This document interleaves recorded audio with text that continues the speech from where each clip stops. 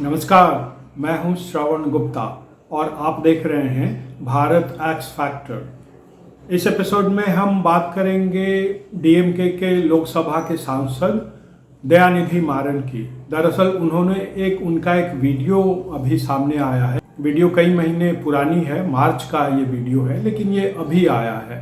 उसमें दयानिधि मारन एक कार्यक्रम में ये कहते हुए दिख रहे हैं कि भाई जो बिहारी मजदूर हैं वो तमिलनाडु में क्या है कि कंस्ट्रक्शन के में काम करते हैं, टॉयलेट साफ करते हैं, बिल्डिंग बनाते हैं। उनके कहने का मतलब ये था, दरअसल उन्होंने जो कहा था कि तमिलनाडु में लोग इंग्लिश और तमिल पढ़ते हैं और तमिल और इंग्लिश से रोज़गार के अच्छे अवसर मिलते हैं, उन्हें बड़ी बड़ी नौकरियां मिलती हैं। और उन्होंने ये भी एक उदाहरण दिया था सुंदर पिचाई का, जो गूगल के हेड हैं। उनका कहना था कि वो तमिलनाडु के हैं और देखिए कैसे वो तमिल और अंग्रेजी सीख कर कहाँ से कहाँ पहुँच गए, गूगल के हेड बन गए, इतने बड़े आदमी बन गए। जबकि बिहार और यूपी के लोग हिंदी सीखते हैं और हिंदी में उन्हें अच्छी नौकरी नहीं मिलती। और देखिए तमिलनाडु में कैसे जो छोटे मोटे काम होते हैं, उनके हिसाब से छोटे मोटे काम कंस्ट्रक्शन में और उन टॉयलेट साफ करने वाले लोग जो है वो बिहारी होते हैं, क्योंकि उन्हें अंग्रेजी नहीं आती, उन्होंने हिंदी की पढ़ाई की होती है या अंग्रेजी से उनका दूर दूर तक कोई नाता नहीं होता है। अब ये बिहारियों की बदकिस्मती है कि ये दशकों से ऐसा चल रहा है। दयानिधि मारन ने तो आज कहा है, लेकिन आप महाराष्ट्र देखिए, आप अगर एक आध दशक पीछे जाएंगे और तो उस समय एमएनएस के राज ठाकरे के समय बिहारियों की वहाँ क्या दुर्गति होती थी, वो मार पीट कर भगाए जाते थे। और यही सिलसिला अब भी जारी है। और ये अमूमन हर जगह पे ये होता है कि लोग बिहारी का अपमान करते हैं। उन्हें लगता है कि बिहार में कुछ है नहीं और वो लोग जो आते हैं यहाँ वही नौकरी करते हैं। और अभी देखिए कह दिया कि वो टॉयलेट साफ करने वाले जो हैं लोग ज़्यादातर बिहारी होते हैं और कंस्ट्रक्शन में काम करते हैं। तो ये एक बड़ी अजीब सी मतलब बदकिस्मती है बिहारियों की कि उनके साथ ऐसा हो रहा है और आज भी हो रहा है और उन्हें अपमान का सामना करना पड़ता है कई राज्यों में। बहुत साल पहले, कई दशक पहले दिल्ली में भी ये हालत थी।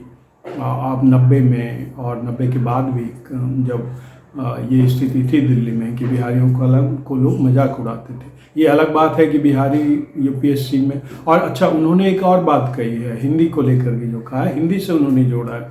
तो लेकिन ये अलग चीज़ है कि भाई देखिए यूपीएससी का अगर आप देखें, उनके परिणाम देखें तो हिंदी से बहुत सारे विद्यार्थी जो है हिंदी माध्यम लेकर वो यूपीएससी क्लियर करते हैं और अच्छे पद पे जाते हैं, देश के तमाम राज्यों में काम करते हैं। ये खैर अलग मुद्दा है, लेकिन दिक्कत ये है कि ये बिहारियों का अपमान जो दशकों से चला आ रहा है। अब सवाल ये है कि इसके पीछे जिम्मेदार कौन है। तो जाहिर सी बात है जिम्मेदार तो वही होगा जो वहाँ का, जिसके पास वहाँ की सत्ता रही है। सीधी सी बात है, जो लोग वहाँ शासन करते रहे हैं। तो वहाँ कौन शासन करते रहे हैं पिछले कई दशकों से? तो वहाँ लगभग 3 दशकों से लालू राबड़ी और फिर नीतीश कुमार, मतलब 15 साल जो है लालू राबड़ी ने राज किया। उसके बाद लगभग 17-18 साल अब नीतीश बाबू को हो गया है।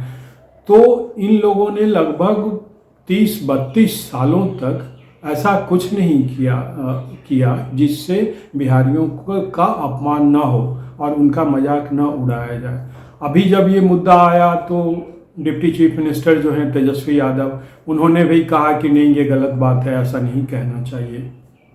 आपके जो जेडीयू के सीनियर लीडर हैं और वित्त मंत्री भी हैं विजय चौधरी, उन्होंने कहा कि भाई हाँ ये गलत बात है, लेकिन ऐसे बातों का ध्यान ही नहीं लेना चाहिए, इसको कोई तवज्जो ही नहीं देखना चाहिए। अब देखिए ये हालत है, लोग इसे एक मुद्दा ही नहीं समझते हैं। जब बहुत साल पहले जब महाराष्ट्र में बिहारियों का अपमान होता था, तब भी इसे लेकर कोई बिहार के जो कर्ता धर्ता थे उन्होंने इसे सीरियसली नहीं लिया। और अब भी वही हाल है, अभी भी वो इसे एक मुद्दा मानते नहीं हैं और बस बयान दे करके वो चुप्पी साध जाते हैं। भाई बिहारी मजदूर ही सिर्फ पलायन नहीं करता है, पलायन करने वाले पढ़े लिखे लोग भी होते हैं जो आप जब बेंगलोर का देख लिए उदाहरण या हैदराबाद का देख लीजिए, और इवन तमिलनाडु में भी अलग शिक्षा के अलग अलग क्षेत्र में पढ़ने जाते हैं लोग। आप बेंगलोर का देखिए, फिर बेंगलोर में बहुत सारे बिहारी, लगभग बहुत सारे बिहारी जो है आईटी में वहाँ पढ़ते हैं और वहाँ काम करते हैं, अच्छी नौकरी करते हैं। तो आप सोचिए कि अगर यही चीज़ बिहार में ये मौका मिला होता, आईटी का वहाँ कोई हब बना होता बड़ा छोटा, लालू के राज में और उसके बाद नीतीश बाबू के राज में, तो भाई ये बिहार के लोग वहाँ पढ़ने क्यों जाते? वो वहीं पढ़ते, वहीं से पढ़ कर के दुनिया के अलग अलग शहरों में जाते, भारत के अलग अलग शहरों में जाते। और ये भी हो सकता है कि तमिलनाडु जो आज बिहारियों का मजाक उड़ा रहा है, हो सकता है वहाँ के बच्चे बिहार में आते पढ़ने आईटी। तो ये किसकी जिम्मेदारी थी? ये वहाँ के कर्ता धर्ता की ही जिम्मेदारी थी, लालू राबड़ी की जिम्मेदारी थी, नीतीश बाबू की जिम्मेदारी थी। लेकिन अभी भी इन लोगों ने इस बात को नहीं समझा है। वो सोचते हैं कि बस जो मजदूर है या निचले तबके के जो लोग हैं वही पलायन करते हैं। अरे भाई, पलायन पढ़े लिखे लोगों का भी हो रहा है। अच्छे अच्छे जो शिक्षा के क्षेत्र हैं उसमें जो पढ़ाई होती है, आईटी मान लीजिए, तो वो लोग बाहर जाते हैं पढ़ने और वहाँ फिर नौकरी करते हैं, तो पलायन तो उनका भी हो रहा है ना।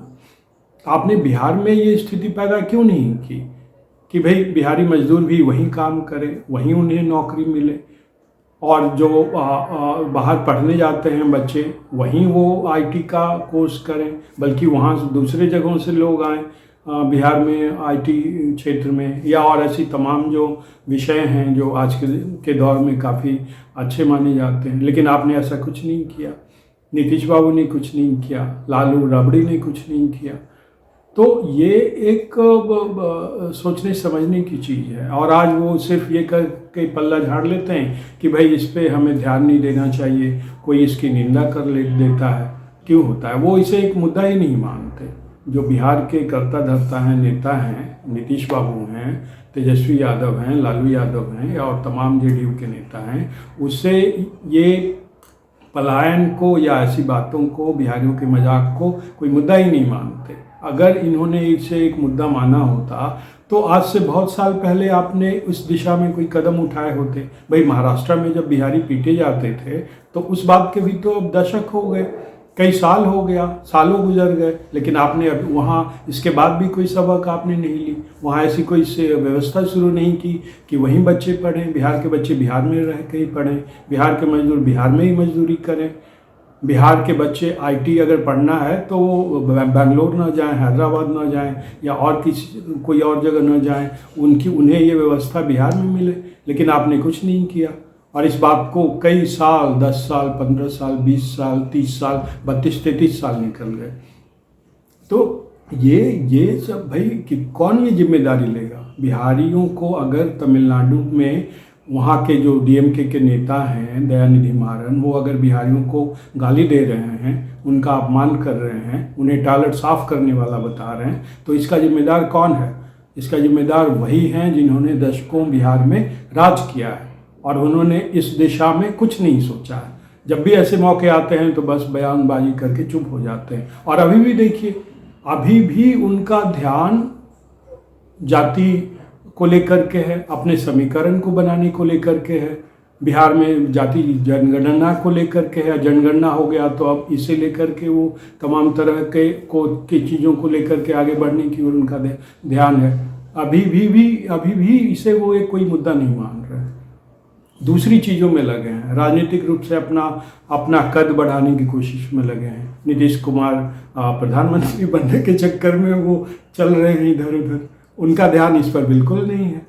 तो ये समस्या है। और बिहारियों का अपमान जो है वो सब जगह होता है। भाई बिहारी के साथ यूपी वाले का भी जिक्र हो जाता है, लेकिन आज की डेट में यूपी आगे बढ़ रहा है, वहाँ काफ़ी काम हो रहा है और वहाँ एक संभावना दिखती है कि आने वाले कुछ सालों में यूपी बिल्कुल बदल जाएगा। बहुत कुछ बदला है, बहुत कुछ बदल जाएगा, लेकिन बिहार में ऐसी कोई संभावना नहीं दिखती। वहाँ के जो मुख्यमंत्री हैं, कर्ता धर्ता हैं, नीतीश कुमार, अभी भी वो जाति जनगणना और अपने राजनीतिक समीकरणों को साधने में लगे हुए हैं।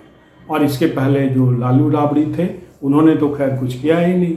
उन्होंने तो इतना बड़ा गड्ढा बिहार में खोदा जिसे नीतीश कुमार कहते हैं कि हमें 10-20 साल तो उसी गड्ढे को भरने में लग गए, ये नीतीश कुमार कहते हैं।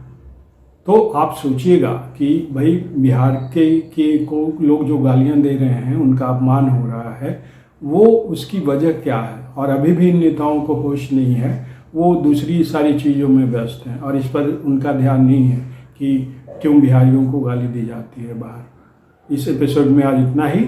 अगले एपिसोड में किसी नए विषय पर हम फिर आपसे बात करेंगे। तब तक के लिए हमें इजाज़त दीजिए। नमस्कार।